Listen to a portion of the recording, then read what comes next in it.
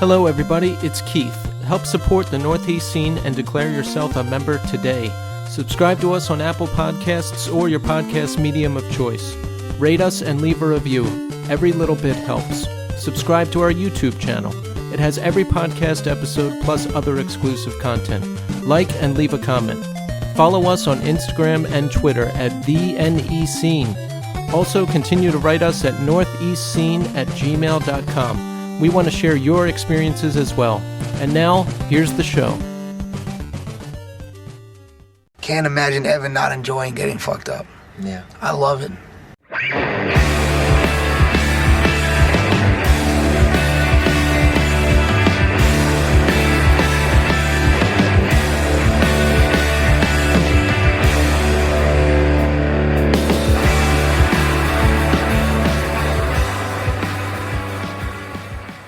Hello, everybody, and welcome to the Northeast Scene Podcast. This is Keith. And Tommy. And we're back. And you know what? We're here no matter what happens, no matter what difficulty we're going through, neither rain, nor sleet, nor snow, anything, sickness. Folks, I apologize if I sound a little weird tonight. I'm sick. Can you believe that, Tommy? We just got done talking about this. It's like, I hate being sick like that because the way Keith explained it is like, he's not sick, like lay in bed sick, but it's like the whole day, it's just fucking annoying. Yeah, I get up in the morning and I actually look forward to Monday morning because, I don't know, Sunday nights are kind of depressing. So I'm like, all right, back to work. Here we go. I have food. I'm drinking coffee. I'm watching a Twitch stream. I'm working. I'm in it. And today, this whole day has just been miserable. Like I would get through a work call and then just go and lay down and, you know, try to get my energy back up for the next one. I feel off. I have whatever weird thing Tommy had the other week. Tommy, I blame you for giving it to me, even though we live in different states. And I was going to say, I had it a month before you came to visit. It was latent. It was somewhere in my house and you touched it, whatever it was. I took it home with me. But folks, in more exciting news, tonight on the show will be photographer Robert Butcher. Now, this guy has seen it all. He's done it all. He's got endless, entertaining stories, and you're going to hear them all tonight. He's a legend, Tommy. He's photographed Led Zeppelin, and he was telling me about this time he was at Mick Jagger's birthday party and how it wasn't really fun. Maybe we'll hear that story. You know, this is going to be an interesting one. I'm excited. I just imagine the Rolling Stones, like after they were like really popular, like think like Rolling Stones, like mid 1980s, like Dancing in the Street Rolling Stones. They fucking were probably horrific to be around. They probably just like unbearably like shitty. And like, I always thought about that. I remember somebody telling like talking about, I don't know how long ago it was, but somebody did that really long, I think it was Martin Scorsese, did that really long thing about the Beatles. It was like a documentary they did on, I think it was HBO. Yes, and it was called Not Good. Oh, we're going to hear from Vadim about that. Yeah. So the thing that kind of killed me was like, we always got this thing of like the Beatles were like kind of like these goody two shoes guys. And like, the Rolling Stones were like badass, but in real life, it was like the exact fucking opposite. Like the Rolling Stones were from London. They had like private school educations. They were like the kind of posh, kind of like upper crusty kind of dudes. And the dudes from fucking the Beatles were like from Birmingham. They were like fucking dead working class. Like they were the fucking tough guys. Like, can you believe that? Yeah, dude. I remember someone telling me it was one, I don't remember who it was, but I heard it in an interview and I was like, I got to go look that up. And I remember looking it up being like, oh shit, he's right. They actually are like, you know, well, I mean, in terms of his characterization, like at least where they're from, that's true. If I had to pick, I would pick Rolling Stones. I like their whole deal better. I liked the Rolling Stones for a really long time, only because when I worked with a guy, he had a boombox and he only had like 5 or 6 CDs, and 2 of them were Rolling Stones Hot Rocks 1 and Hot Rocks 2. And he would just play them back to back. So I heard a great deal of Rolling Stones growing up. And I enjoyed the vast majority of it. Well, speaking of other classic bands, Tommy, have you seen mentions of this Fugazi tribute album online? Everybody's on this thing. Failure, Zayo, Shai Hulud, Jonah Matranga. The list goes on, and they're all covering Fugazi songs. I have not heard about that. Yeah, it's a thing. I have to listen to this because I'm really interested to see some of these bands' takes on Fugazi. And you know what I realized, Tommy? I like Fugazi a lot. I've only heard their first 2 records.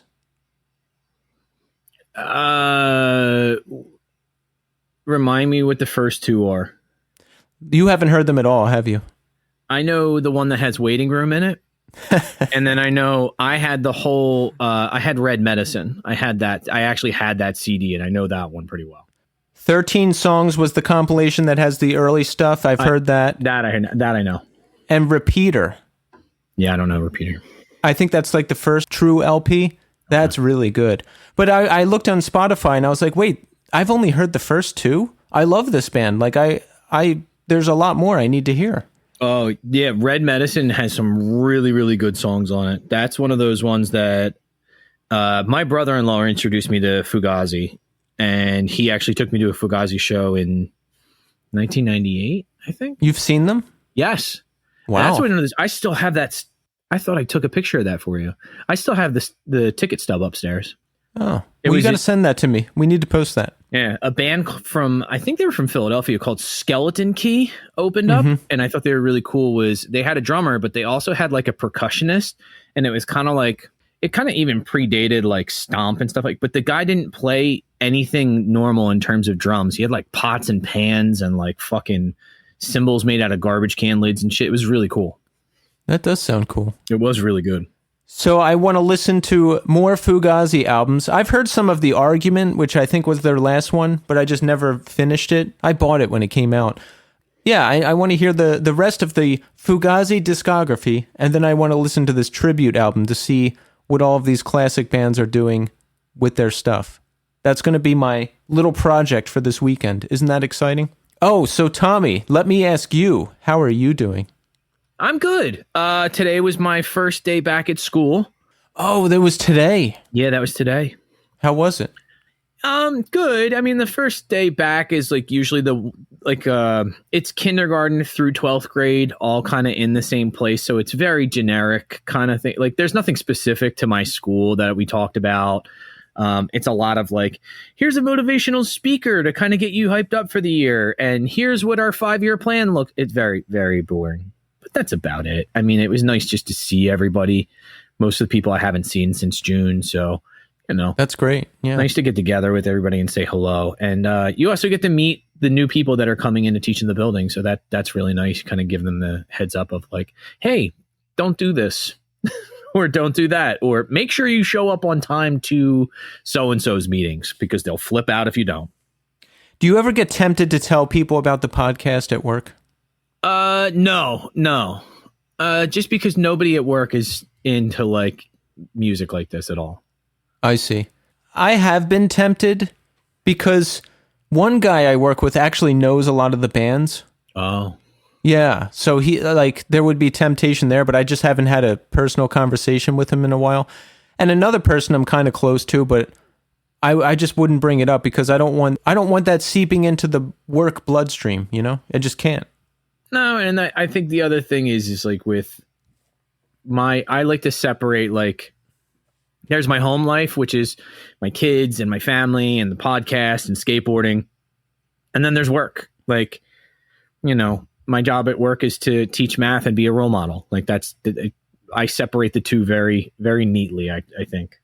I think that's good because if if your students heard you on this podcast, they would lose all respect for you. Yeah, I'm just kidding. No, they would be. I think a lot of parents they wouldn't even be upset with the content. They'd just be like, "Oh, the music is terrible," but like, I just don't like how he says the F word, or so, you know what I mean? Like, my school's gripe with it would be like he swears on it. Yes, they might not like that. Look, welcome to life. And again, I thought you were going to say, fuck him. No, but I've never been tempted to tell anybody about it because I feel like I like keeping it as something that just it's this thing of like you and I do. There's sometimes where people will mention it to me, not at work, but like people on Instagram or something like that, and I'm like, oh, that's right. Other people listen to this. I forget, because sometimes like it just does feel like it's a conversation between you and I and a guest. It's like, oh shit, that's right. Keith puts this on the internet. Like, fuck, people can listen to this. I forget too, and I get so uncomfortable because I don't know, whatever that is psychologically, that I can't just accept nice comments. Like a bunch of people messaged me today to say how much they like the most recent episode with Jesse Dano. Oh yeah, and I was like, wow, great, and I just train myself to just say a nice thank you and move on, because I'm like deleting the message and retyping it, and I'm like, oh, I have to say all this stuff. It's like, no, just say a nice thank you and move on. You don't have to make such a big deal out of it. Yeah, this is the other thing they did at work today. I forgot about this. They give out awards for like 5 years of service, 10 years of service, like they, in 5-year increments. And you can always tell when someone hates attention, because the whole procedure is like somebody from that school gets up, they make a big speech about them, and they don't say their name until the last thing. They'll be like, when I first met this person, and they have some anecdote that goes along with it, and you can see that person like, fuck, that's me. Like the girl that I'm really, really friendly with, she's not shy at all, but they started talking, and they were like, hey, I met this person and she was so happy and so cheerful and so fun and blah, blah, blah. And I turned around and I was like, oh shit, it's your 5 years? And she looked at me and she was dead serious. She was like, I don't think so. And I was like, I think she's talking about you. Like, I'm almost positive she is. And she's like, no. And they're like, and welcome, blah, blah, blah. And I was like, yeah, that was you. That was you. She was talking about the entire time. She was like, oh my God, I forgot. Like, she didn't know it was her own anniversary speech as she was listening to it. Well, that's the other thing. We tend to have side conversations while someone's talking on the microphone, which is ultimately probably pretty rude, but at the same time, it makes the day go faster. The other thing is like, sometimes it's like really like necessary things. And, there's like a motivational speaker on there who's, he's there through like fucking Zoom, and he can't see us for real. Like, you can just see a big crowd of people, and they're sending you emails like, hey, can you please update your unit plans for, unit 1? And it's like, fuck, did you get that email from so-and-so? And like, you're just taking care of school business. Oh, I haven't done that in a while. So you were going deep on school specifics, and I'm like, let me hit the napalm death button. It's been a long time. That one kind of hurt. I'm sorry, Tommy. I felt like wasn't really veering off on that one. But it's not really. I just wanted to hit the button. But yeah, no, it's very going back to your point. It's like you can see when people are super uncomfortable with that, and for some reason that it always makes me laugh. You see somebody get really uncomfortable with like attention, you're like, good luck with that.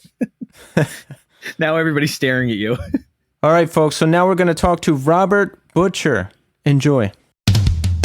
All right, folks. We're here now with Robert Butcher. Robert, welcome to the show.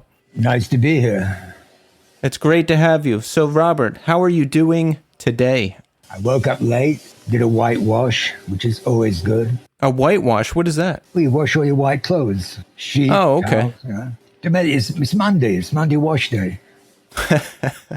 Keeping the old traditions alive. That's beautiful. I woke up sick today. Can you believe that? Sick? How sick? What kind of? I don't know. I got some kind of sinus weird thing going on. Like it's like 25. It feels like 25% of a cold, just enough to like ruin the day. Oh, Delta, baby. Yeah. This is it. I've got it. It's time. Yeah. You know what I've realized is telling people you're sick now is like a bad idea. I told a couple coworkers I was sick, and they're like, what's going on? Do you have the virus? Like, are you vaccinated? I was like, yes, it's fine. I just have a little sinus thing going on. There's no empathy. It's when people tell me they're not vaccinated, I go, die, you motherfucker. No, because I totally believe that if it's caused by anything, it's caused through Mother Nature, Mother Earth, just trying to eliminate us as human beings, because we haven't protected or done anything nice for this planet forever. So she's just, getting rid of us. Start again. You know, you mentioned that the other night, and I thought that was pretty profound. I've thought about that because, you know, the world is healing a little bit, or was, because people were inside for a year. Yeah, that David Attenborough documentary on how the world kind of healed itself in the last year was amazing. Gorillas doubled their birth rate, and dolphins and whales can hear each other now under the sea because we don't have all those ships with tourists on them floating around in Alaska and stuff. The Earth will heal itself very, very quickly if we're not around. But as long as we're here, things are just going to keep getting worse. Exactly. Yeah. You can kind of see that though. Like I went to college in Wilkes-Barre, and there was a lot of places that had been closed down after the coal industry dried up, and buildings that had been kind of like previous, like big, huge brick structures and, you know, concrete thing were now just completely covered in moss and vines and crumbling. And it was like, wow, that's really crazy. That closed in like 1979, and it was like 2000, you know, so 20 some odd years later, and it was completely, you know, almost completely overtaken and being, you know, basically brought back down to earth. It was crazy. Yeah. Look at the pyramids in South America, totally covered and lost forever. The jungle's taken over again. So, Robert, let's get to know you a little bit. Where'd you grow up? I grew up in Sheffield in Yorkshire in England. Where is that like relative to London? Because that's my only frame of reference. 160 miles north. So what was it like there? Horrible. How so? Well, I was born just after the Second World War, so there were still bomb sites and blowing up buildings. Because Sheffield was bombed because it's was a big steel manufacturing place, and probably like Pittsburgh. So was there still like bombed out buildings and wreckage from the war that you could see? Yeah, it was all very, very depressing. And the radio was depressing. Well, all you heard all day on the BBC was How Much Is That Doggy in the Fucking Window by Doris Day and Mario Lanza and the Laughing Policeman, and just horrible, horrible music. You know, it wasn't until 1958 probably 1957 when I heard Heartbreak Hotel that I thought, wow, this is what's been missing in my life. And that was coming out of Radio Luxembourg in Germany, a kind of a 5,000 watt radio station. Once you heard that, did you have an interest in music and playing music and that type of thing? I had an interest in playing the tennis racket in front of a mirror for a long, long time. Did you get caught up in like Beatlemania or any of that stuff? Not Beatlemania, no. I didn't like the Beatles when they first came out.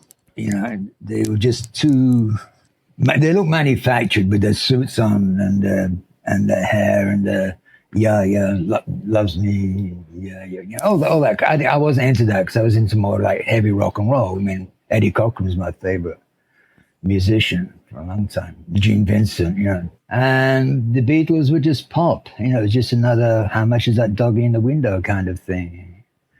And then in 1962, I saw the Rolling Stones for the first time when I was about 12.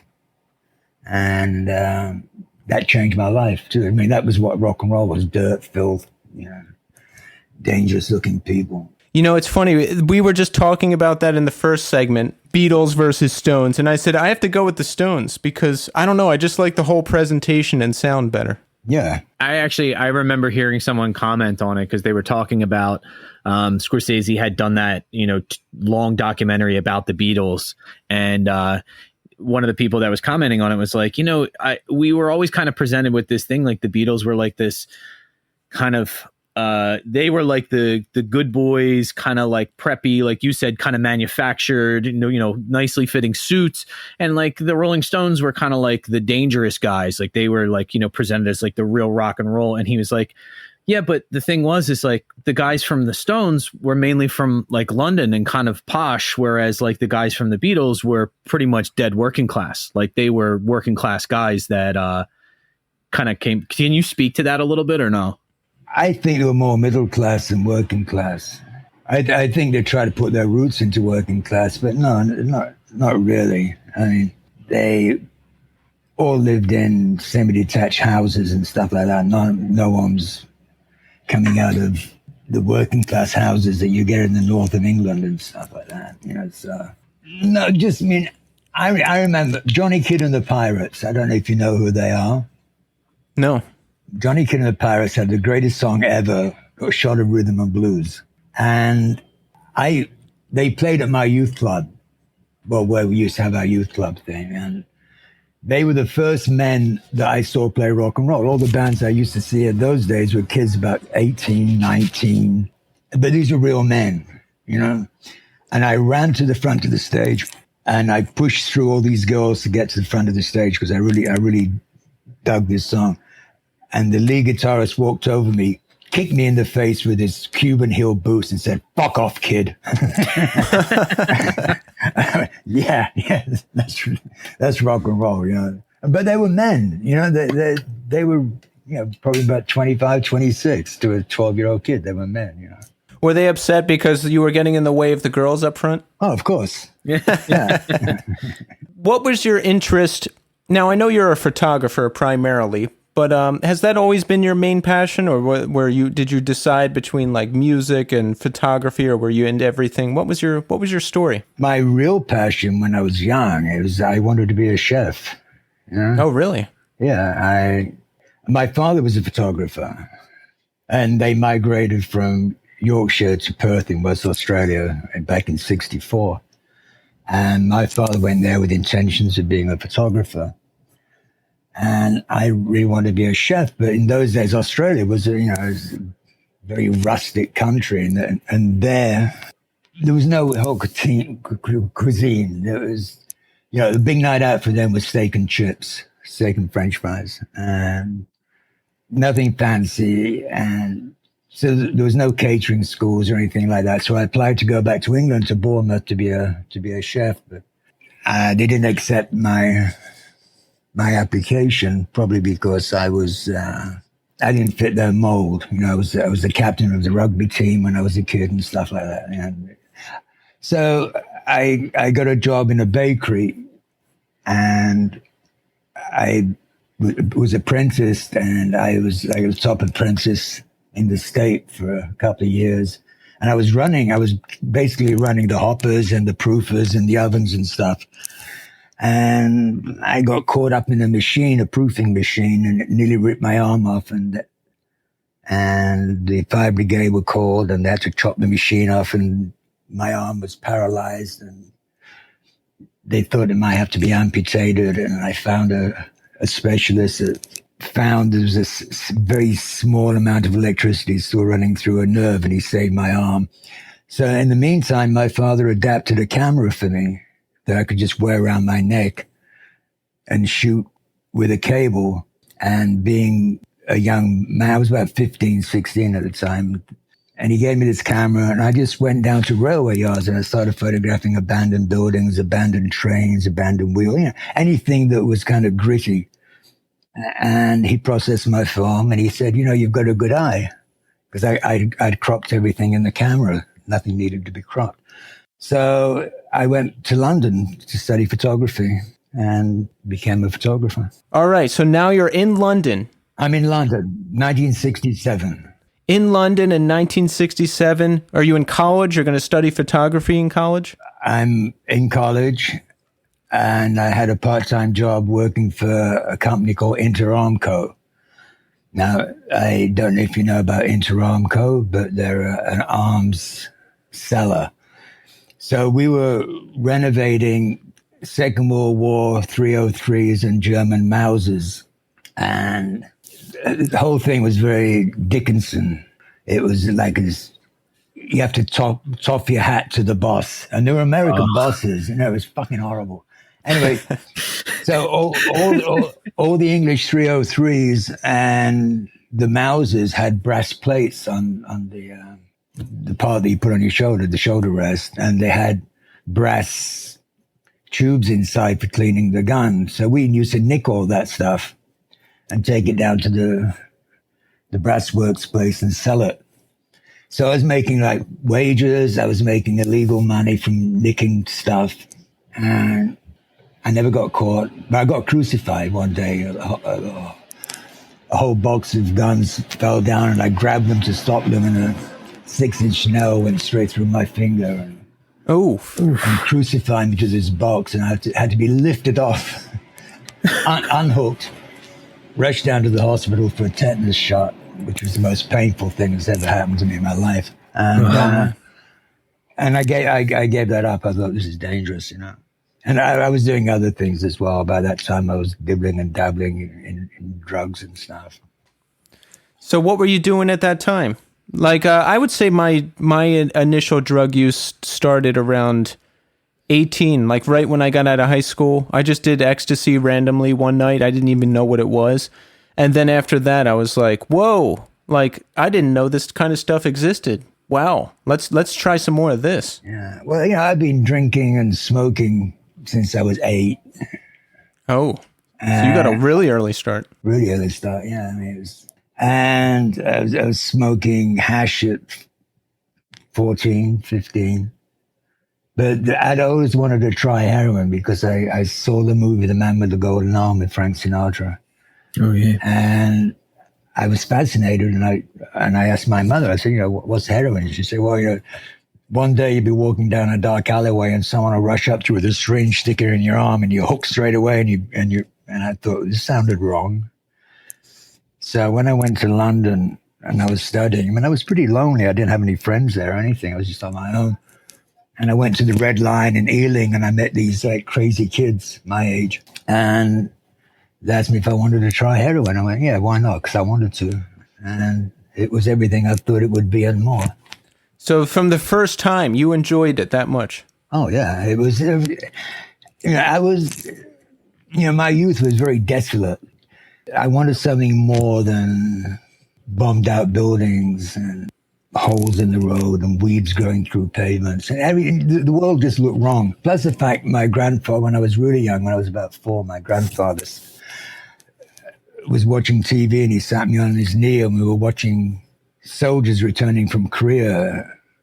And he said to me, you know, I was a soldier, my father was a soldier, your father was a soldier, and one day you're going to be a soldier. And I thought to myself, fuck you, fuck this. And I didn't actually have those words at that time, but it was just something I had a huge fear of having to die for something. And so, yeah, it was desolate. So when I went to London, and it wasn't all bright lights, big city. I mean, London was pretty weird at the time. And now I started shooting dope. Then I became a registered heroin addict. And then everything was good for a few years till I got serum hepatitis.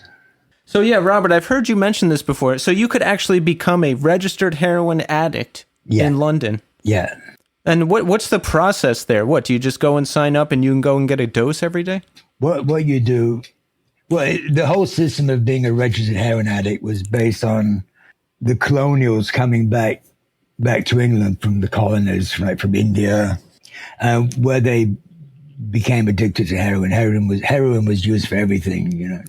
So instead of trying to wean them off, your regular doctor could give you a script for heroin, but you had to be registered with the Home Office. So your name goes in a book. And for me to become a registered heroin, I mean, I wasn't using anywhere near the amount that I was getting when I got my first script. But I sat up one night and I just tracked my arms. And I went to my doctor and I said, look, man, you know, I'm addicted to heroin. He said, how much are you using it? And I said, you know, 7 grains a day, and 7 ampules of methadone a day. And so anyway, so that's what my script was. There was no question. And it was a weekly script.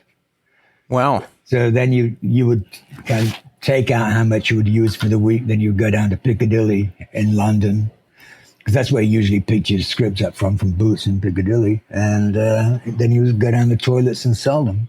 And it was good. It was like a pound for 6 jacks. That sounds like a good system. Were you making decent money? Oh, yeah. Until I started using it all. And then. How long did it take, like, from the time you registered, how long before everything was gone in, I don't know, a day or so? How quickly did it escalate? Oh, probably over a year. Yeah, that sounds about right. There was like a year when at the worst of my previous addictions, it was like a 9-month period where things were kind of going okay. And then after that, it quickly descended into the hell that we're familiar with. Yeah, I mean, I never came down for a whole year. I didn't come down until I was in the hospital. And then they were giving me my drugs in a kidney dish with a proper rubber tourniquet. And it was like, this is fucked up. You know, because I like shooting up in scungy toilets and back rooms and stuff like that. And it was too clinical. So I was in a private room because I had serum hepatitis, which is probably the forerunner to Hep C. And I just locked the door. I put a chair under it and said, you know, don't come in. And for 3 days, I got very, very, very, very sick. And that was the first time I was ever dope sick. And I thought, this is fucked up. And then after I told them that I had to do some business in the city. And so I caught a bus and a subway, and I hooked up with my friend Russell, who was a great musician, a junkie, and shot dope and had a great time. And he laid on me a Jewish dowry, with all silver with coins and stuff hanging off it, they're using weddings. And he gave me that, and I went back to the hospital wearing this dowry, all fucked up. And I think I had one boot on and I lost a boot on the way or something. And the doctor came up to me and said, why do you do this? She said, you know, you can have anything you want in the hospital. We'll give you anything you need. I said, it's just not the same, you know. So they sent me back to Australia. So you were living in Australia. You went to London for school, and they sent you back because you were fucking up the medically assisted heroin there. Yes. You know, that makes sense. That's why I don't think the safe injection sites and the regulated stuff works, because at heart, a junkie doesn't want to check into a lab and get their drugs. Like, they don't want to wait. They don't want to do it in any kind of regulated environment, I don't think. Yeah, it was same as a methadone clinic. That's as boring and horrible as hell, too. Yeah. It's like, I want to do it when I want to do it, how I want to do it. I don't want to, like, be in a lab with all these other people. Exactly. It's an isolating drug. Yeah. So I ended up back in Australia, and physically I was cured, but mentally I wasn't, you know. Yeah. And so I started knocking off drugstores. And in those days, no one had ever knocked off a drugstore until I went back. So you were like the original drugstore cowboy. I was a drugstore junkie. Anyway, so then I got busted, and I had a great judge. And Australian law is based on Crown law, and the judge knew I had a problem.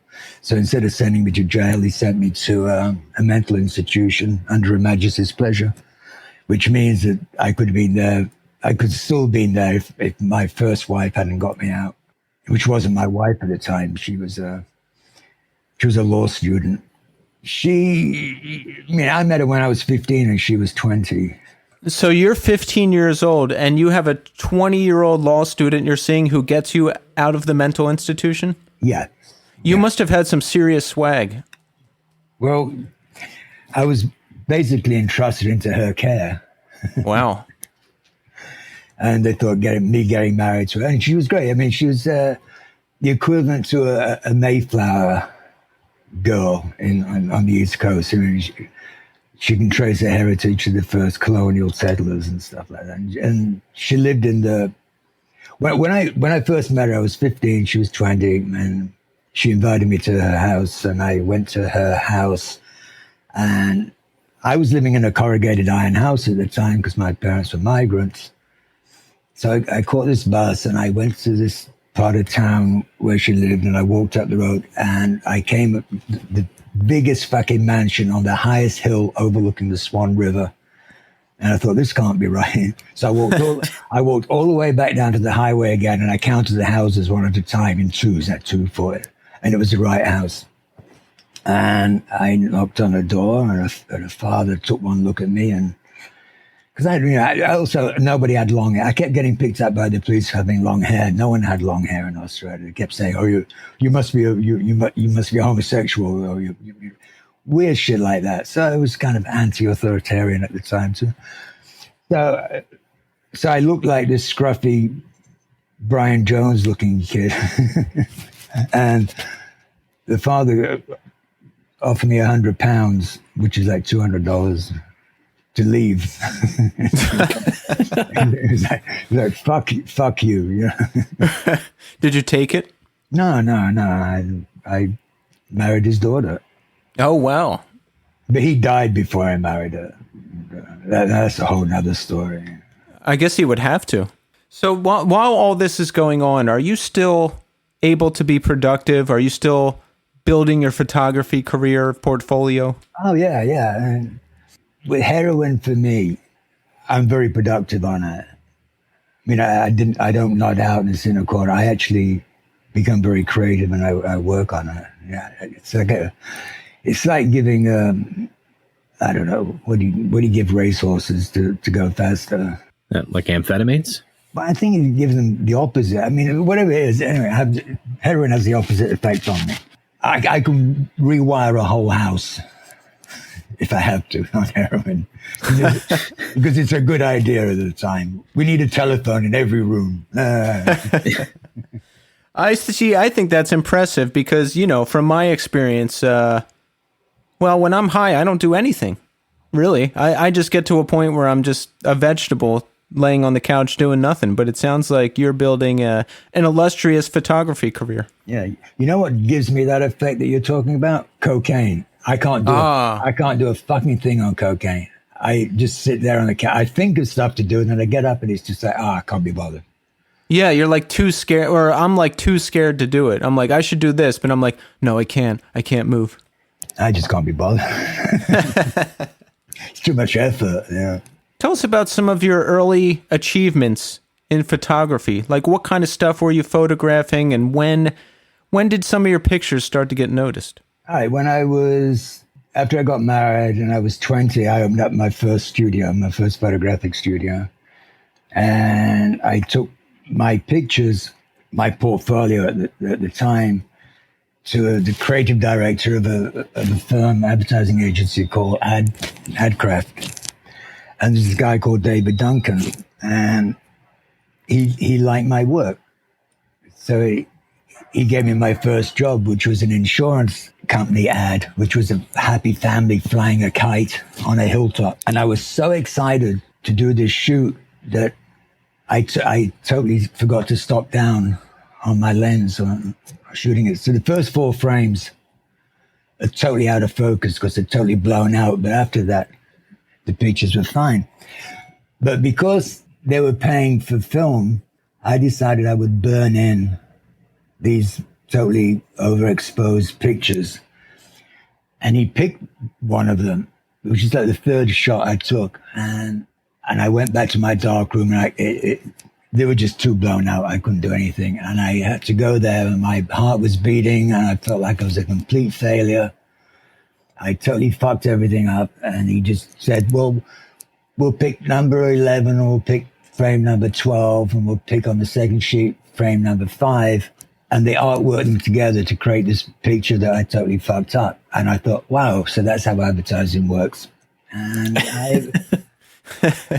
and then after that, once I got my first ad published, I mean, then it was all go. I mean, it was photographers in those days. They used to go to work in suits and ties. And I think I was one of the first photographers to wear a leather jacket and, frayed bell-bottom jeans and whatever. Anyway, but I used to go and I used to hit people, whose work I wanted to photograph. And I would say, look, I'll do your first 3 ads for free. If you like them and you publish them, then I want the account. And I started stealing other photographers' accounts that way. Oh, nice. Yeah. That's some good business sense. Yeah, I thought so. I had nothing to lose. And how old are you at the time? 20. Wow. So how do you develop that sense? Because shit, I was terrified of everything until I was about, 35 years old. You're 20 years old and you're already like stealing accounts from other photographers. Yeah. Chutzpah, I think American Jewish people call it. I just had balls. I mean, I had nothing to lose. I wanted to do this. And David, the guy, the art director from Adcraft, we became really close friends, and he's still alive, and we still talk to each other. And when I was in Australia last year or the year before, when my brother was dying, he brought out all these pictures that we worked on back in the early 70s, and it was like, oh wow, I'd totally forgotten these are good photographs, and it was really interesting with the work that I was doing there because it was outside the box. And back then, would people be surprised when you showed up? Because you said, most photographers are showing up in a suit and tie, but you're showing up in a leather jacket and bell bottoms with long hair. Yeah, the old school people were weary of me. I just watching a series on Marlboro cigarettes, and Burnett from what a jowly fucking old sod he looked like. But that was what these people looked like, very jowly, very old school, and had their way of doing stuff. But I became involved with actual processes of how to make an ad. I used to talk to the plate makers, the film people, and they really liked me. These are the guys that would be sucking on a paintbrush with cyanide, pure cyanide on it, which is the only thing you can use to take the black out of a negative back to pure white is straight cyanide. And these guys would be sucking on their paintbrushes and spitting in a spittoon. First time I used cyanide, I was scared. Man, I was scared shitless. My heart was beating because I thought I was going to accidentally swallow this shit. Oh my God. There's a technique to it. And the same way I suppose electricians, they don't turn off the power. They just, stick a live wire into something. They know what they're doing. What kind of stuff were you photographing? You were doing insurance ads? Did you segue into like rock bands and that kind of stuff? I was shooting rock bands. I was shooting... Peter's Ice Cream was my biggest client. I'm great at ice cream. And milk. I can photograph milk. Now, milk has no texture. Milk, you've got to do a lot of weird shit to milk to make it look appetizing in a glass. So I figured that shit out by blowing oxygen through it and stuff like that. Yeah, doesn't it come out yellow on film? No. What color is it? Like, how do you get when you shoot it without like any expertise? What does milk look like? Looks like a white blob. Looks like when you open a tin of paint, it looks like that. Gotcha. There's no texture to it. So you have to add all these things to make it look interesting. How did you end up in America? Now, I know how you ended up here, but you got to tell that story. I was asked by the police to leave Sydney. I ended up in Sydney and I became one of the top fashion photographers in Sydney, but it never stopped me from doing drugs. And all my editors and my publishers all knew I was a heroin addict, and they enabled me. As long as I came back with the pictures, they were happy. They didn't give a fuck what state of mind I was in. And I eventually got into trouble, and I eventually was told to leave Australia by a policeman who... I was already in trouble, so if I got into trouble again, I would have gone to jail for a long time. So I took my friend's wife out one night. She was a real party girl, and her name was Leo. And Vitek wasn't into that kind of stuff. And every now and then he just said, "Look, go out. Call Robert, go out." So she called me up to go out. Well, he called me up and said, "Will you take Leo out tonight?" I said, "Yeah, I'll take her out." So I had a pocket full of all kinds of drugs: heroin, cocaine, Tuinol, Secanols, ecstasy, a night's worth of drugs. And I took her out to about 4 o'clock in the morning. I put her in a cab to go home, and I walked home down the alleyways of Sydney back to where my studio was, because I was living in my studio at the time, because I'd left my wife, my second wife by then. And on the way down, I saw these two policemen beating up this one kid. They're really laying into him. Because I was so fucked up, I just said, hey, you can't do that. 2-on-1, that's not fair. So this other policeman walked out to me and started beating the shit out of me. He said, "Well, how's this then, 1-on-1? Oh, man. So I was dragged off to the Darlinghurst police station, which is a place I spent many a night. And the desk sergeant said, "Oh, Robert, what are you doing here? You can't be in trouble." He said, "Empty your pockets." So I emptied my pockets and I took out, heroin, cocaine, Tuinols, ecstasy. Well, it was MDA at the time. It wasn't ecstasy, it was MDA. And he just picked up his garbage, pail, and he just swept all my drugs into it and said, Robert, it's time you left the country. And he let me out, and 3 months later, I was in America. Is there a certain pride in getting asked to leave a country? Ask any cowboy that's been run out of town. I don't know. It just means, every time I go back to Sydney, I've lost my Australian residency because I'm an American citizen now, but there's always a danger of me getting shot in the back by some disgruntled vice squad. Because I helped the drug squad bust the vice squad through all this process because the vice squad were very corrupt. And they wanted to put what I was dealing in through them back on the streets again. And I was already going to go to jail because of the drug squad. And so I set up a deal with the drug squad to bust the vice squad. And so there's always that chance that some disgruntled policeman who spent 25 years in jail shoot me in the back. So it sounds like you were in pretty deep. Yeah, it's deep. Well, the news, when I got into trouble, the newspaper said Robert Butcher, if not Mr. Big, Mr. Big Enough. Now that I'm proud of. So were you scared having to come to America? Had you been here before? I came in 1979 to have a look. I came to New York, and when I came back, it was like 83 when I came back, and it was like I was introduced to the Lower East Side, and it was bombed out, and it was burnt out, and it was derelict. It just reminded my childhood, and I thought, I'm home.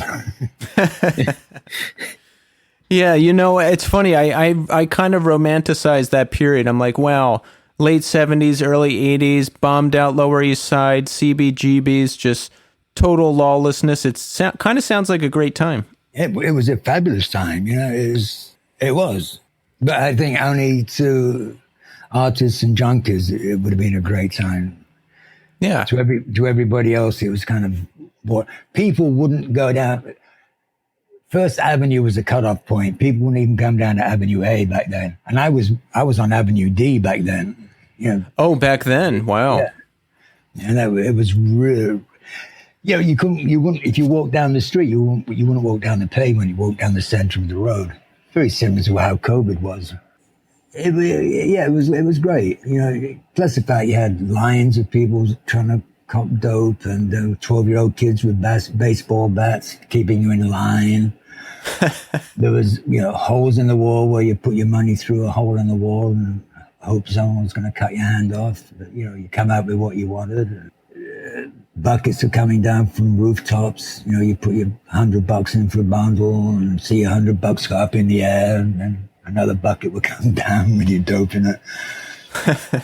And then, and people would know what you're copying too. They would hear that you wanted a bundle because people who wanted a bundle kind of got pushed forward to the line and stuff instead of people who just wanted to buy a bag. Yeah. And then you would try and get out of there. I got held up plenty of times and robbed coming back because people didn't know what you caught. When I was getting down on that level, I ran into trouble all the time. Almost getting arrested, getting robbed, getting mugged, getting fake stuff. Yeah, that's all part of the game. Yeah. And then you would, even if you got beat, you would try and shoot the fucking stuff up. It might be porridge. And you say, it's got to be something. It's got to be something. I remember getting beat, and I was like, I'm done. That's it. I'm over. I can't keep doing this. And I think it was about 6 hours later that I just went down there and tried again. That was about as much willpower as I had at the time. 6 hours is a long time. It really is, because I'm thinking about later, and I'm like, wow, 6 hours is pretty good. So what's your career looking like at this time? I mean, how did you get set up in New York? Are you still photographing? How was your life at that time? When I got here, I had to go through immigration in Hawaii because that was the first stop. Now planes can fly straight from here to Los Angeles and stuff, or from there to Los Angeles. But I had to clear customs. I was so fucked up on the plane, and I was kind of wheeled off in a wheelchair and go through customs, and I had all my camera equipment and stuff. And they would say, well, you're going to work here. I said, yes, I'm going to work here, but I'm only going to work for Australian magazines. I had all these letters of introduction to work for the Australian section of New York. So they let me in. And then I found out that I needed a bank account. You could get a bank account unless you had a social security number here. And I found out that you can get a non-working social security number. So I got a non-working social security number. Then I got my name on an apartment, a lease, and then I started paying utilities. And I had enough credibility to apply for a green card. And I applied for a green card 84, I think. And I became an American resident straight away. And then I started working for downtown magazines like Details, when Details was downtown, New York Talk, Village Voice. And I fucked up my Condé Nast introduction because I thought that they'd be very similar to my Australian editors. And I went in and I spoke to the fashion editor of Vogue magazine here, and I nodded out on her desk. Like, was it like a sitting up nod out, or was it like head falling down on desk? I think it was my head falling down on the desk. That's classic. There's no recovering from that. Well, there was working below 14th Street. I mean, that was fine. There were a lot of boutiques, Ian's Ends and people like that, Zoo. I used to shoot for all those people. Oh, man, it must have been an exciting time. When I'm in the Lower East Side in East Village now, I still love it, but I can't imagine, like, early 80s. It was a desperate time, but good at the same time. There was always an air of something exciting about to happen. Yes, I felt that a lot, too, when I moved here. You're figuring things out, you're running around to bars in Bushwick and Bed-Stuy and Williamsburg, and it's like, wow, we're on the cusp of something here, but really the only thing I was on the cusp of was a crippling addiction to drugs that I would have to one day overcome. Yes, and I'm glad you did.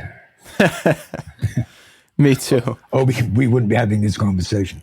Exactly. But one of the things I remember about copping down the Lower East Side, I was on Stanton Street, and I copped a bundle, and suddenly I'm being chased by these three big guys, and I'm running, and I ran across Houston Street, and they chased me across Houston Street, and they pinned me up against one of those wrought iron fences that has the spikes in it. And they were pushing down on my chest, and any minute now, one of these things is going to go through my chest plate and pierce my heart. And I saw the guy had a Rolex watch on, and it was a real Rolex because I knew that.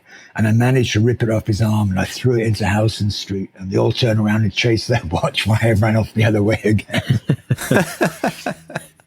That's a pretty brilliant escape move. It was tricky. You'd think you would like leave that in your pocket or leave it home and then like put it on when you're done robbing people. Bling, baby, bling. Did the bottom ever fall out for you? Because you said, your career's doing good, you're flourishing in America, you've got an apartment, you're set up, you're doing the photography thing, but you're also battling this addiction. When did things ever become unmanageable to the point where you're like, I got to stop? Well, in 87, I did stop. I stopped for 15 years, and everything flourished. I was flying back and forth. I'd be shooting like for Eileen Fisher and Sophie Finzi here for spring and summer. Then I would go to Australia where it's spring and summer there, and I would shoot for the magazines there. And then when it became fall there, I would come back to New York for spring. And so for 10 years, I didn't have a winter. I was just flying back and forth, flying back and forth. Oh, that's beautiful. And my Australian assistant, he said to me, Butcher, he said, this is all fucking ego. It's all it is. You just want to see your name, your credit. It's ego. So when I came back to New York the last time, I thought, well, I'll stay here and see what happened. And life happened. So what did happen? Just a lot of mundane stuff, a lot of stuff that my ego really didn't want to deal with. I broke up a marriage. I broke my third wife or my fourth wife, one of the two. It just became like everybody else, just everyday living. I was building a career, and then I started growing marijuana in factories here and stuff. My photography took a backstage part of my life why I just became an expert on growing marijuana. Now, you said you're growing marijuana in factories in New York City. Yeah. That's pretty impressive. That's got to be quite an operation. It is. It becomes a full-time fucking job. Were you clean while you were doing this? Yeah. Oh, wow. And I guess you're making a lot of money at the time too, huh? Stupid money. And I started a publishing company at the same time, and I was publishing magazines, and I was paying rents for people who were working for me. I was just throwing my money away. I opened up an art gallery in Berlin, which I never went to. I mean, how does that work? Do you just send the money over there and they send you pictures of the gallery? Like what? How does that work? Well, I closed my publishing company in 2004. And one of my editors said, look, I want to go to Berlin and start a clothing shop there. And I said, that sounds like a good idea. It's fashion. I mean, I can shoot the fashion ads for it and stuff like that. And that turned into an art gallery, lowbrow art gallery. So yeah, basically I was just sending money there every fucking week, like $2,000 a week, would just go there. Ridiculous. Then I picked up before in 2001 after 9/11, but that's a whole other story. So after 15 years, you ended up getting high again? Mm-hmm. Now, how was it? I mean, did you enjoy it at first? Because I've done this once. I met you kind of in the realm of not doing drugs, right? Yeah. And I was dipping my toe into things, and after about 3 months, I got high again. And I thought I could just go back to how it was before and everything would be okay. And I don't know, like I would use on the weekends again and it'd be cool. But that's not what happened at all. I would say 95% of it was not fun. And then it was just right back into misery. What was your experience? Fun. Oh, really? Yeah, it's like my head absorbs that stuff. It's like air for me. I mean, I can't do it because of it's like certain death if I use now, but it never loses its wonder for me, you know? Yeah, I mean, I definitely enjoy it, but it's like, the misery is like too much. You know what I'm saying? Yeah. Well, fortunately, I mean, as I said, I was growing marijuana, so I had stupid money, so I had a huge habit. Right. I never had to wallow in misery. Yes. You know, that happened to me my last go too. I didn't run out of money. I just got so miserable. I was like, I have to overdose or get arrested or die to stop. Like that's the only way I'm going to be able to stop. I just reached a point where it was complete misery. Yeah, well, I ended up trying to commit suicide. So what happened there? I failed. Clearly. I clearly failed. What did you do? What led to that decision? Desperation. I just couldn't do it anymore. I was shooting 4 bundles a day, and then I started speedballing, and that's what brought me down. I think the speedballing more than anything else. I just burned a crowd. I lost interest in everything, and I had a huge loft in Fort Greene. Huge loft. I used to work, and it was my studio. It was where I produced my magazines from, and I just became a derelict to my own home. And so one day I can't do it anymore. I can't do this anymore. So I deliberately tried to overdose and woke up in a hospital. So did you decide to clean up again after that? Yeah. Then I went back into another mental hospital. I was there for 30 days. Average stay there is about 10 days, and they kept me there for 30 days because they didn't think I was safe to go out. And I did, and then I went home, and I was on like Zoloft and Seroquel and other kinds of stuff, and I was just basically lying on my couch. I might as well have just been shooting dope. And I just thought, I got to stop. So I called my second wife, who I got clean. My first wife, I got clean. No, my second wife, I got clean. My third wife, I got clean too. So I called her up and I said, look, I think I've got to go back to meetings. And she took me. Then I got clean for 5 years again. And then I had a back injury and had to take Percocets, and Percocets led to me shooting heroin again. And then that's when I became a real junkie. Before I was never a junkie. I always thought of myself as a gentleman junkie.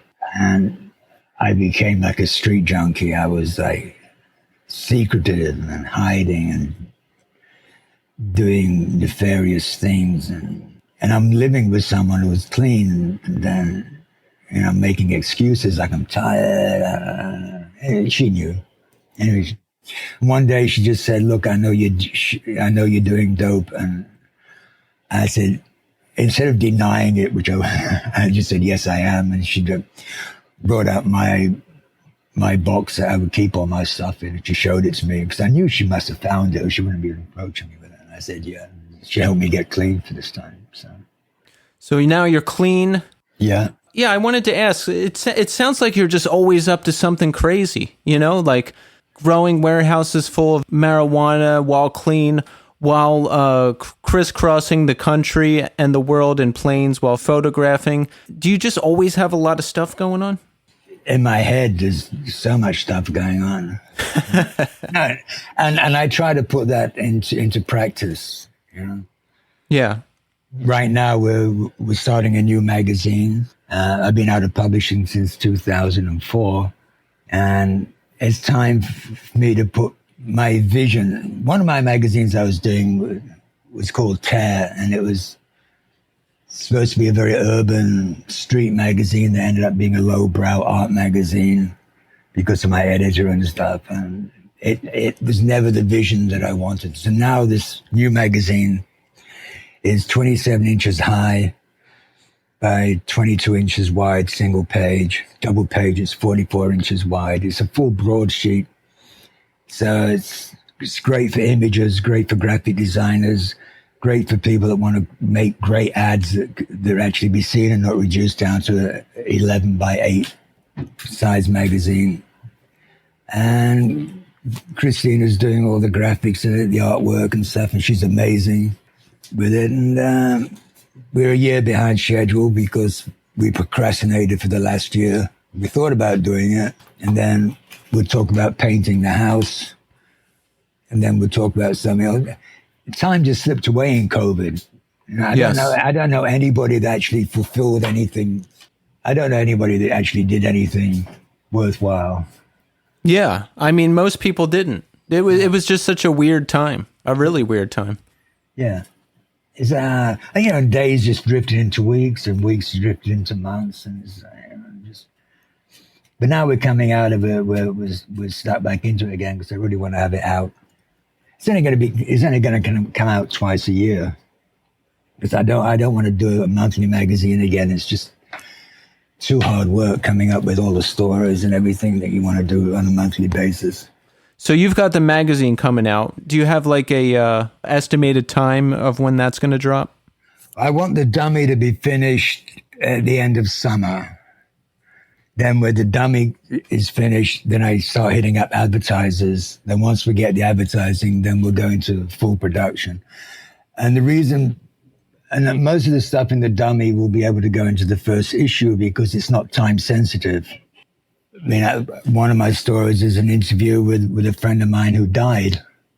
So the body of the story will remain the same, but then it'll end up being an oral history about him. So it's not time sensitive in that sense.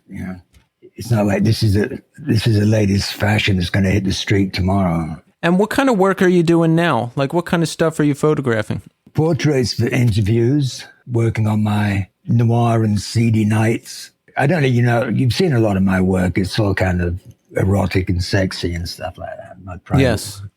And that's going to be in the magazine under a section called Noir and Seedy Nights, which is, half-naked women in beautiful cast-off lingerie and stuff. I love photographing women. I made them look beautiful. So when you're setting it up, how involved do you get? Are you designing the set? Are you working on poses and clothing? Like, what's your level of involvement? I don't work on poses. I have a friend of mine who thinks of himself as a fashion photographer, and he gets models and they pose, and he goes, "No, you're not posing properly." And I say, "Fuck that. It's how you react to a model, how you make her feel, how she responds back to you. And it's continually talking and seducing to a sense to get the image that you want, but you're not making anybody do anything. They're doing it because it's how you get them to feel inside. Same with fashion photography as well. You know, it's just like, just keep moving. I'll talk to you. Just keep moving. I'll get some reaction out of you. That when I mumble, right? A little bit, yeah. So when back in my Sydney studio, I always used to use the Hasselblad, which meant you're always kind of looking down into the Hasselblad, and you're trying to give some kind of form, a reaction to the models. They can't hear you because they can't hear me because I mumble. So they're always saying what. So one day I had all these trapezes set up in my studio where the models were sitting on trapezes, and I mic'd my camera up to sound, and I deliberately started mumbling more than I would usually mumble. And they were getting really frustrated with me because they couldn't hear me. And I'm deliberately making them get more and more frustrated. And then I turned the mic on and it came through these speakers. and they half fell off the trapeze, which was what I wanted. That's interesting. It's like you're setting these things up to catch them off guard, to catch these incredible moments to get on film. Yeah, and I did the same with Barry Humphries back in the 70s, where I went to London to shoot Barry Humphries, and he's you probably know him as Dame Everidge here. Oh, yeah. And so I had Barry in the studio, and I had him sitting on two semi-naked models like Alan Jones's furniture. So he's laying across them in a kind of a pose with his knees kind of bent over him to hide his dick and shit like that. And I had a signal with the girls. I said, when you hear me say, when the claw draws blood, I want you to drop your elbows so Barry will fall off. And that would be the shot. So I do this, the girls drop their elbows. Instead of Barry falling towards the camera, he fell backwards towards this whole bank of lights, which was used to light up the background. And he gets up and he goes, what the fuck do you say? I said, sorry, Barry. I said, it was supposed to be a reaction shot. He said, no, I'm really interested in what you said. I said, it's like when the claw draws blood. And we laughed about that, and that was fun. Then this studio was in an old warehouse. It was like 3 stories high, and it had the big open doors onto the alleyway, dropped 3 floors down to the alleyway before.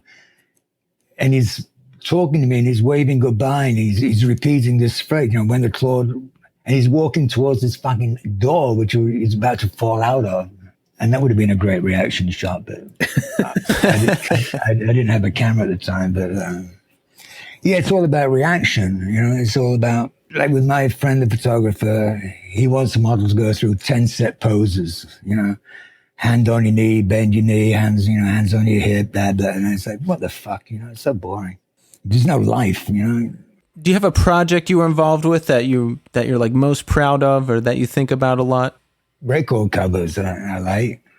Oh, yes. We were looking at some of the record covers that you've done over the years. Midnight Oil. Yeah, Midnight Oil. That was a great one, because Midnight Oil had just got signed to CBS, and it was and Garrett and myself, we think the same way. Is that how can we screw this company out of as much money as possible? So I said, let's get a helicopter.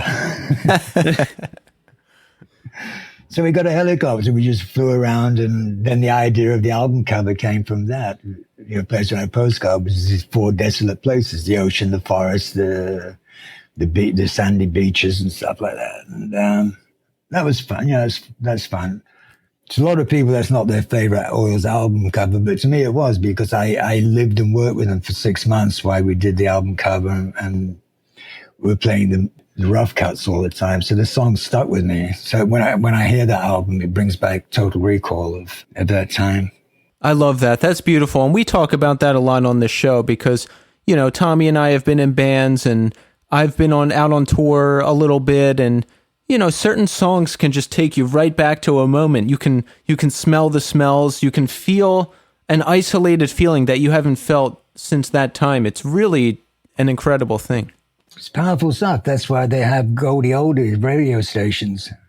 So people are sitting in their office doing mundane office work and they hear a song from the 60s or the 70s and they go straight back there and they're quite happy doing their mundane work because they've got all these memories.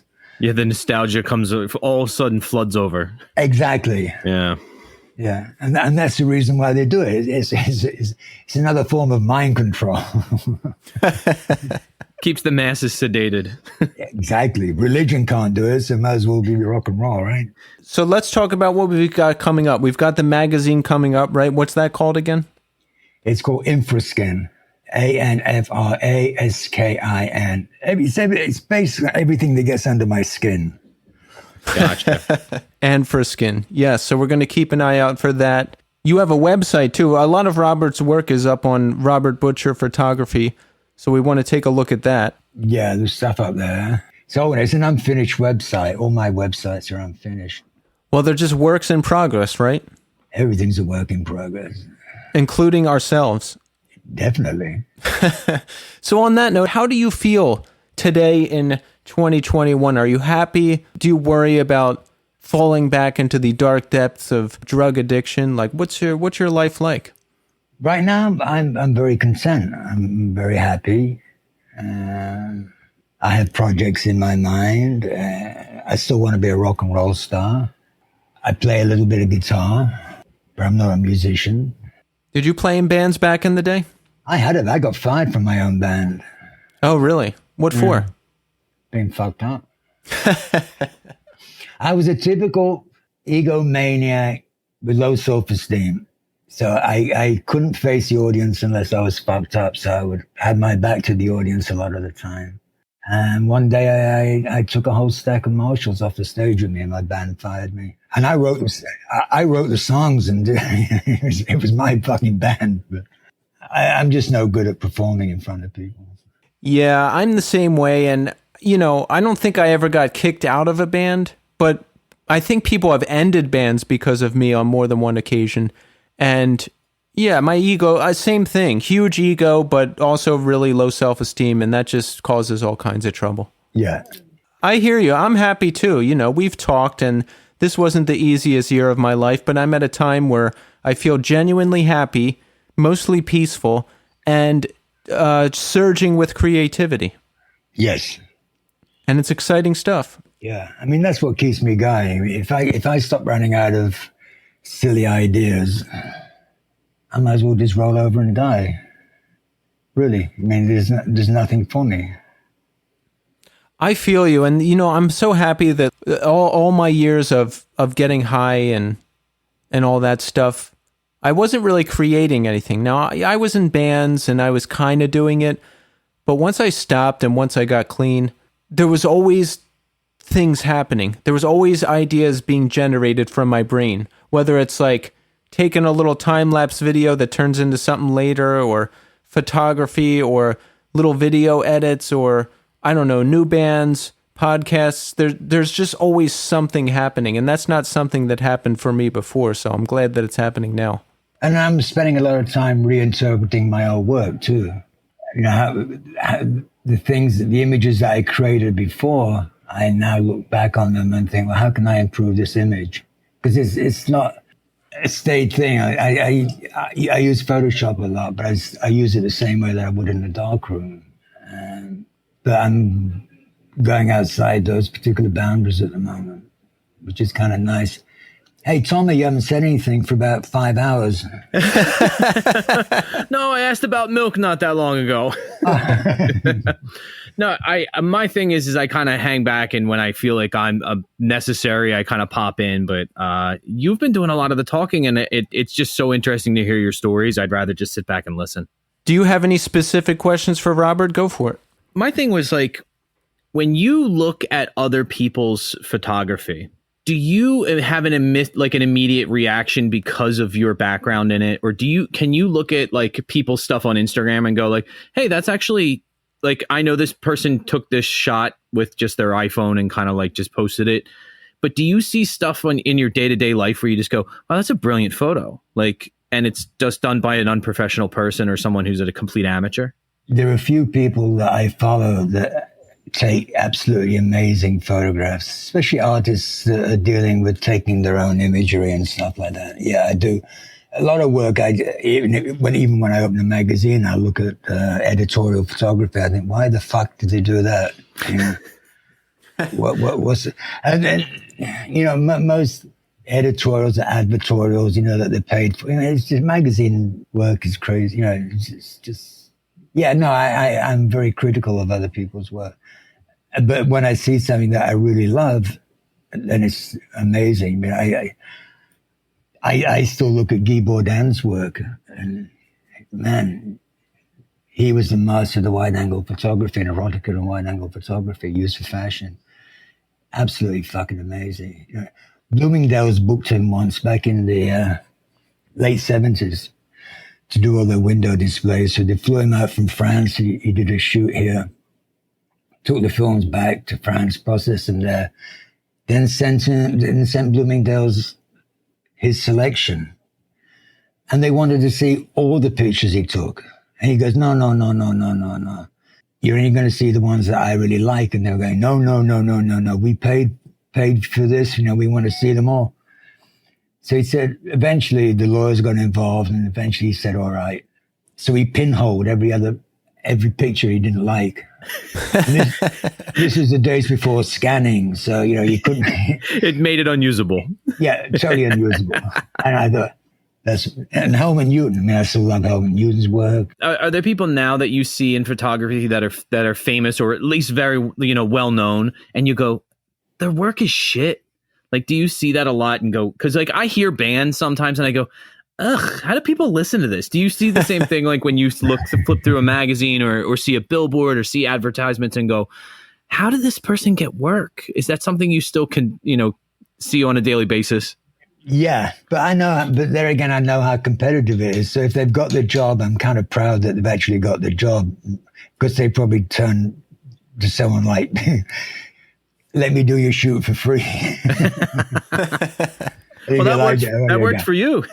Yeah, and I'm sure that other people are doing it. I mean, I'm too old to compete with young photographers now. It's, people in the industry are young people. They don't want to deal with an old fart like me. Hence, I have to publish my own magazines again. Yeah. Because I've always when I was young, I always wanted to be my own biggest client. And this is what I've become, my own biggest client. Yeah, that's beautiful. I like that. I like when people make it out on their own and they're just like, nope, fuck you. I'm doing what I want. Yeah. Well, that's my contribution. I don't have anything else. I know like very little about photography. I just remember when I took a photo when I was younger, I had a friend that was in school for like film. Actually, it was a girl I was dating at the time. And she was very impressed. She was like, wow, you used the rule of thirds with this. And I was like, I'm sorry. Like I just took a bunch of pictures. I just like the way it looked with those people on the side, and then like the background looked cool, so I wanted that in the background. But she was like, "Oh no, this is really great. You did this," and I was like, "I didn't do that. None of that was intentional." You have an innate eye. I doubt that. Maybe you do, and you don't realize it, Tommy. My theory is crop in the camera and take one step back for bleed. So, folks, let's recap. Robert's doing great, and he's got a magazine coming out. He's got a lot of his work up on robertbutcherphotography.com. We're going to check that out. Is there anything else we didn't talk about that you want to mention? Well, yeah, there's a lot of stuff. I mean, we haven't talked about the Rolling Stones. We haven't talked about Led Zeppelin. You know what? Let's talk about the Stones and Zeppelin, because if it's the same stories you told me, we got to tell those. Okay, we haven't talked about Cheetah Chrome, your Dead Boys. I managed them for a while. Led Zeppelin. All right. I had exclusive rights to photograph Led Zeppelin in Australia. And what year was this? Going to be 77, 78, maybe. So we're talking like prime Zeppelin. Prime Zeppelin. Yeah. Zeppelin, when they were huge. And so I photographed them, and I had all my strobes linked up to the stage lights. So I didn't have to use long exposures or push the film. So I could just fire my flashes through the stage light to get the same lighting they were getting. So I'd taken enough pictures. and I wasn't, and I wanted to watch the show. So there was about 100 yards between the stage and the bleachers, and it was all grass because it was on an outdoor football field. So I sat there in the middle of this field, just watching the show, and it was like they were playing just for me. Then I started hearing my friends in the bleachers going, "Fuck you, Butcher! Fuck you!" Anyway, so that was my Led Zeppelin story, and it was great. That's beautiful. You know, the first time I saw you, Robert, I actually thought to myself, look, because you just have this look. I was like, I wonder if that's like Robert Plant or something. We're the same age. I think he's a bit older than I am. But yeah, then the other thing was being in Houston Airport, and I was walking through it, and this cop came up to me and he insisted I was Robert Plant. See, so I'm not the only one. Yeah, and I kept telling him I wasn't. And he kept saying I was. I kept saying I wasn't. And he kept saying I was. So I said, okay, I am. You got me, because I have an English accent. And so he wanted to buy me a beer. I said, you can buy me a beer if I can hold your Glock. Because I was fascinated by the Glock. I mean, I'd never seen a cop with a Glock. It was the first time I'd seen a cop with a big fucking Glock. So he said, yeah. So we went to this little bar in the airport, and I told him some Led Zeppelin stories, which I made up. And he gave me his Glock to hold. I was very proud of that one. How long were you holding on to the thing? Longer than he wanted. Yeah, he actually asked for it back. Wait, so you have a Rolling Stone story too? I have a Mick Jagger story. Let's hear that.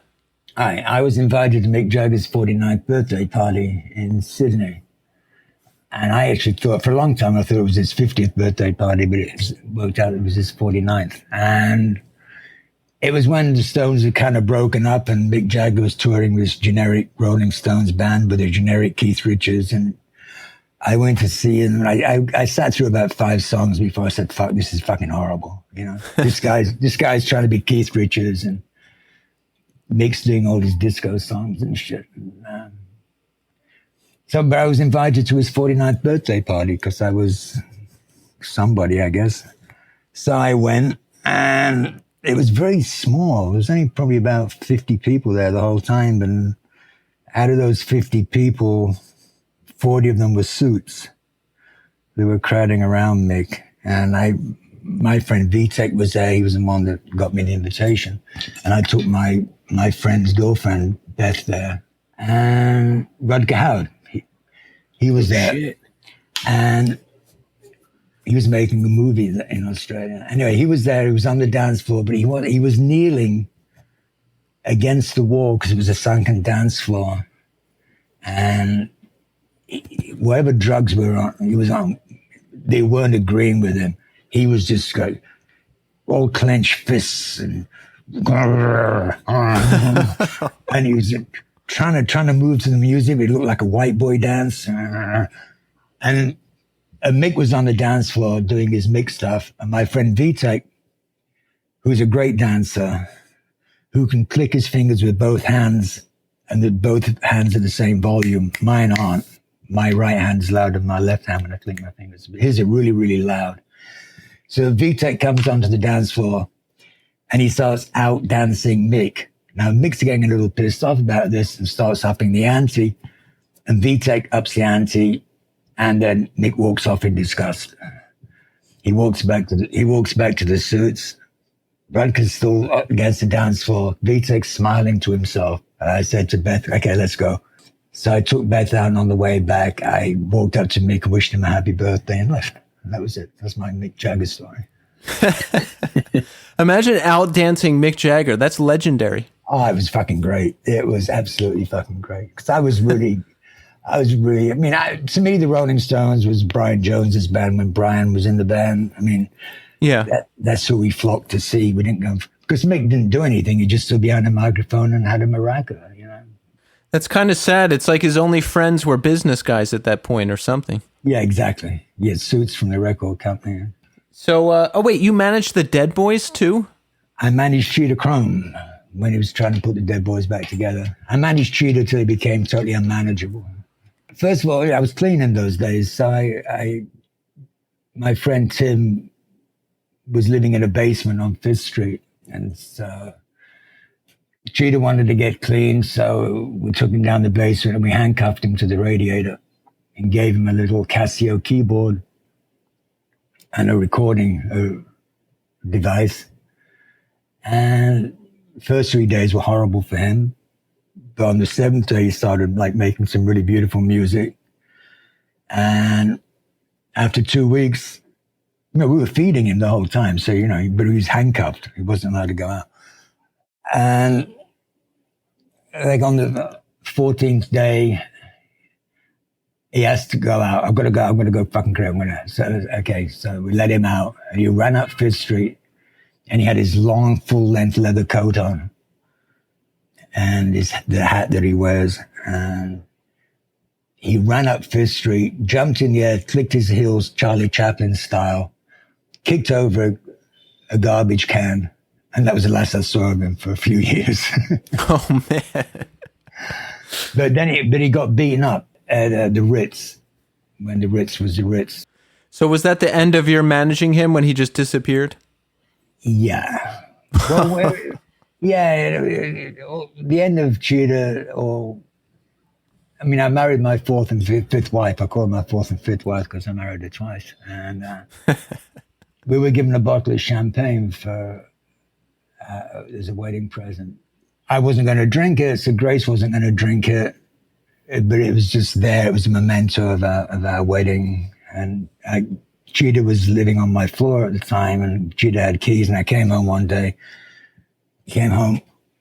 No, I woke up, he came home, and he was lying flat on his back on my carpet with a plate of rice and Vegemite. He'd mixed Vegemite and rice as some kind of meal. It was still on his chest on the plate. My dog was licking it, and he had a half-finished bottle of my champagne in his hand. I said, Cheetah, you gotta go, man. And meanwhile, he had Stiff's ashes with him, and so I took him up to Connecticut to these guys, and Spiderweb was up there, and Spiderweb was going to tattoo Cheetah with the ashes of Stiff, but it never happened that day. No, it was some great time. Actually, I love Cheetah. Cheetah's such a beautiful man. He's just fucked up like all of us. When he's using, he's fucked. Yeah. Is he still around? Yeah. He's reformed the Dead Boys. They've got a new lead singer. And, for a long time, Cheetah was kind of angry because he was the last living Dead Boy. But, he's doing well. The band's doing well. He's on tour. Well, he didn't tour for the last year, but he's good. Robert, I just want to thank you for taking the time to speak with us tonight and come on the show. You've been a good friend, and you've certainly helped me through a lot of tough times this year, and I just want you to know that I really appreciate you. Well, thank you very much. Same, my feelings are the same for you. Yeah, Robert, thank you so much for coming on. We truly appreciate your time. Really, it's been a pleasure. Thank you for the milk question. You would always be the milkman to me, Tommy. Oh, much appreciated.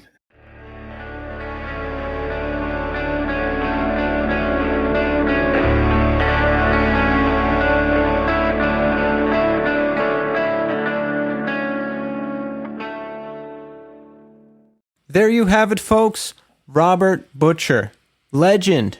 Just an absolute legend. The guy has done so much. I meet up with him on Saturdays, and we'll sit in Tompkins Square Park and feed squirrels and just bullshit. And I was sitting there with him one day, and I was like, do you talk about this kind of stuff publicly? He's like, yeah. I was like, you want to come on the show? He's just awesome. The show aside, he's just a great person to talk to, and just dealing with all the stuff I dealt with this year, and he kind of got me out of the house, and we're hanging out and talking about stuff, and we're involved in some other things, and he's helping me out with, and it's good stuff, man. Great person, great discussion. Yeah, he's certainly lived a full life. Let's put it that way. Yes. Like, just like I mentioned, or I don't know if I mentioned it before, but just seeing him, he's the kind of person you just see and you're like, that guy has endless good stories. And it all turned out to be true. Like, it's just one after another. Like, I'm like, even talking to him, I'm just like, you've lived some life. And I remember him being just like, it's just life. He's pretty nonchalant about it. He was really fun. I think it's interesting though that like with photography, like you can run the gamut from doing album covers to fashion shoots to erotica. Like it like if you're a photographer, you kind of have not endless, but you have a lot of avenues to pursue. Like there's a lot of different ways you can go with it, whether you're working like straight advertisement work and taking pictures of milk, or, taking pictures of women in scantily clad women in your studio. Yeah, there's a lot. I didn't really think about that because I guess I'd think only in terms of one thing, like, oh, I'm a rock photographer, or, oh, I photograph this. But yeah, there's a lot of different options out there. He's done a lot of different things. The cool part is though, he's done so much that he can kind of just do whatever he wants now. Yeah. That's a really rad way to go about living. Yeah, I'm sure he's got endless connections through all the different things he's done, and he's putting this magazine together. So I'm looking forward to seeing that. And it was just great all around. Yeah. Did you catch on when he was talking about the magazine? When he was talking about the dimensions of it? Yes. Holy fuck, that's a big fucking magazine. Did he say 27 by 24? Yeah. So when it's spread, it's 40 inches. I'm like, wait a second. Hold on a second. Like I started doing that in my head. I'm going like 27 inches. So this thing is more than 2 feet long and it's 2 feet wide? Maybe he meant centimeters? I don't know. I don't know. I think that's a big magazine. Yeah, dude, it's fucking huge. I envision you, Tommy, visiting up here one day, and we all hang out together. But oh yeah, that would be awesome. Yeah, you're gonna have to come visit sometime. Maybe he did mean centimeters, because 27 centimeters is like. This is math Tommy kicking in right now. I'm trying to do the proportion in my head. It's like a little bit over 10 and a half inches. So. Yeah, maybe it's that. But then it's no. Because a regular magazine's like, what? 11 and a half by 8? See, this is like what you did in first grade when you figured out the dimensions of Noah's Ark and then you wouldn't let it go. And then they took you out of religion class. You Tommied them. I got to learn a lot about world religion, though. I learned about Shintoism and fucking feudal Japan and all kinds of cool shit. And all I had to do was be a dick to a nun for that was in 5th grade. I did that.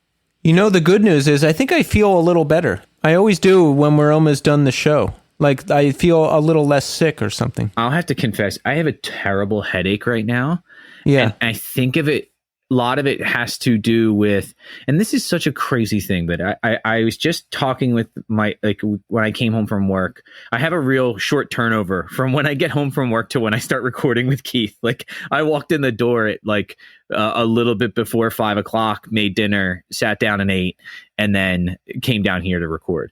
But we were talking about it. She was like, "Are you okay?" And I was like, "I just have this like weird, like behind my eyes. It's not like a headache, like a pounding headache, like I'm hungover. Like behind my eyes just feels achy and tired." And she's like, "Well, you were like tossing and turning last night." And in my head, I'm going, I felt like I got a good night's sleep. I was in bed early, like 9:30. And I felt like I got a great night's sleep until I got up this morning. And when I got up, I felt like I didn't sleep. Like I felt like, oh fuck, like today was nothing in terms of work. Like it was the anxiety of I had to get up and go I had to finally be somewhere that wasn't the skate park or Costco. That's tough. That's tough, especially for you on the Costco tip. Yeah, you haven't been to school in a couple days or a couple days. Months, you haven't been to school in a couple months. It's hard, and you get up really early. And by the way, let me say that I appreciate you coming home on that schedule and getting on the podcast right away, because I'm like a baby. I need a lot of time to unwind and prepare.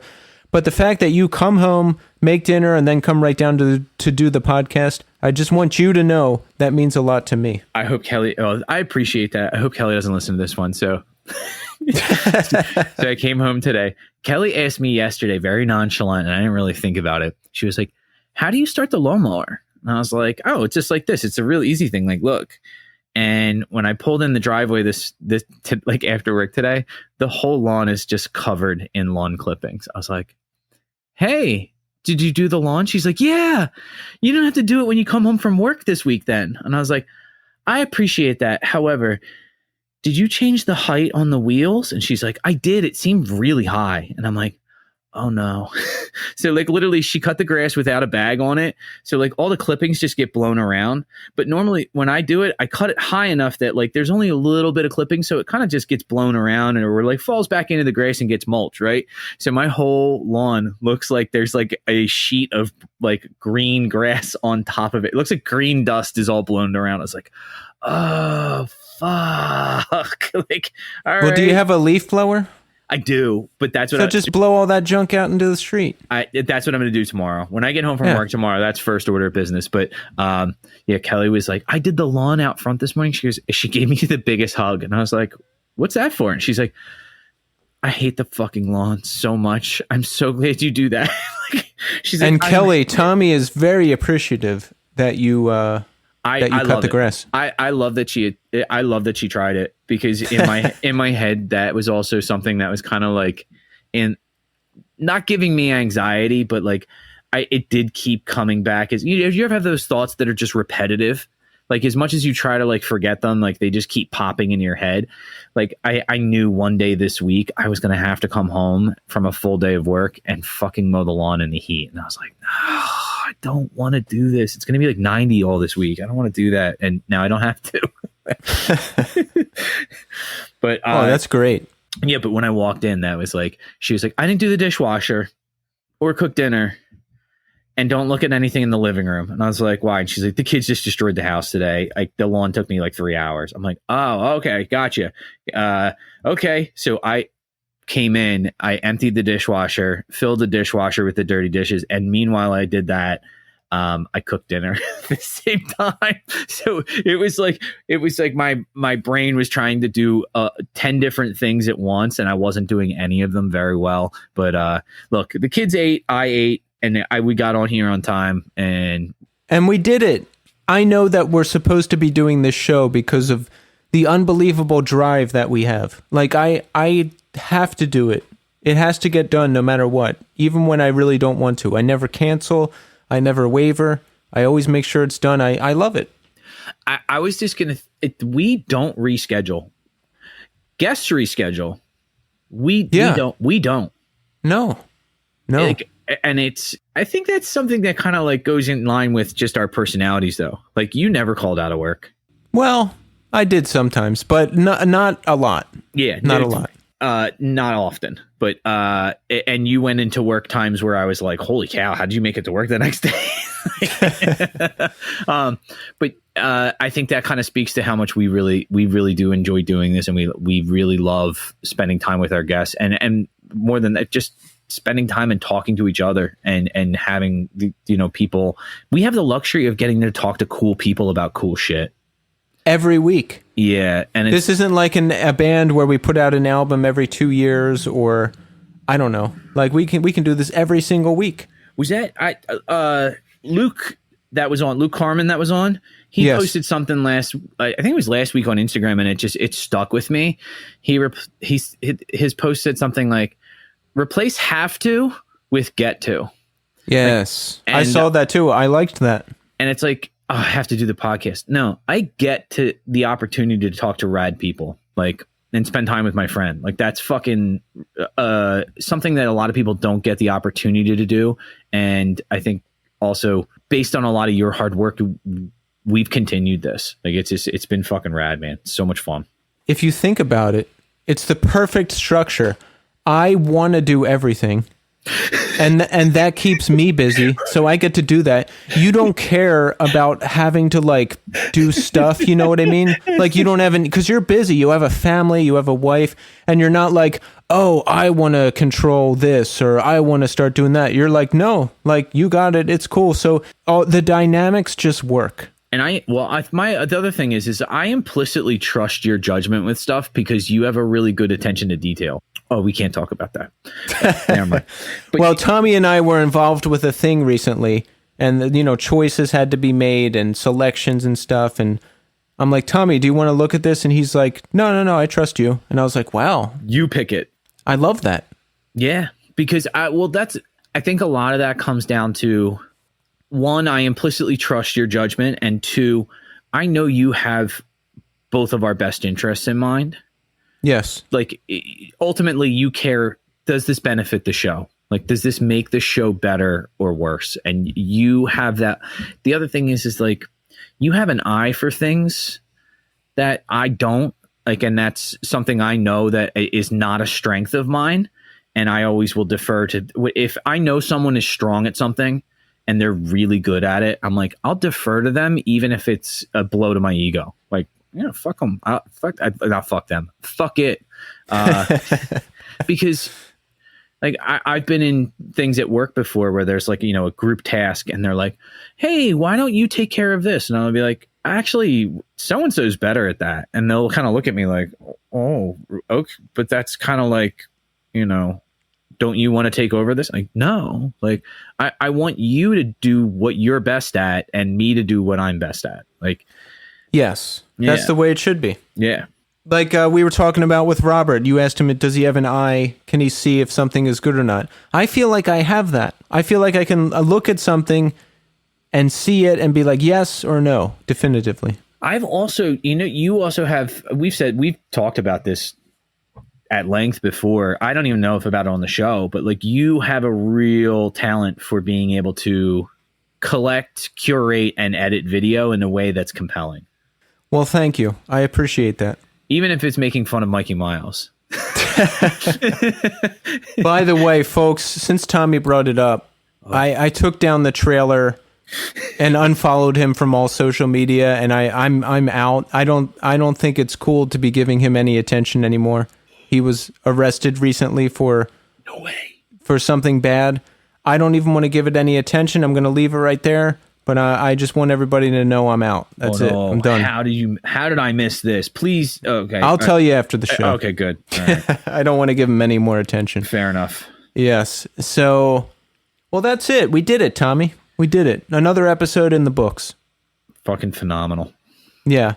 So, thank you, Robert, for coming on the show. You're awesome. Tommy, thank you for making the time in your busy day to be a part of this show. Oh, another thing I wanted to say, I love the family structure at Tommy's house. Just him and his wife, and the kids are pleasant. Everyone's really pleasant. Everyone helps each other. I was happy and a bit jealous when I was there, because I was thinking about, let's just say past situations I was in. And I was like, wow, look how happy and supportive everybody is. I wish I could experience that one day. Oh, it is, I will say this, it is unbelievably rewarding, but at the same time, it can be at times physically and mentally taxing. Oh, yeah. With 3 young kids, forget about it. It's so far outweighed. Like, I'll have to text you the picture. Kelly texted me a picture today of the baby's going to start daycare when Kelly goes back to work. And she texted me a picture of Eleanor playing on the ground with Estelle, and Estelle is like obsessed with it. When she goes to daycare, she has to use a nap mat to take naps during the day. So it's like a little, think of like a sleeping bag, but instead of it zipping up, it just folds, like the blanket just folds over the top, right? Yeah. She's like obsessed with it. So she just like constantly is like nap mat, nap mat, nap mat. And so she's like laying on the ground and they're like looking at each other like so happy and content. I was like, oh, that is the sweetest thing in the world. Like, I got bummed though because I was at work and I was like, oh, I miss that. But well, listen, you're there a lot. I certainly am. You have the dad thing down, and all right, so that's it. We're out of time. So thanks everybody for listening, and until next time.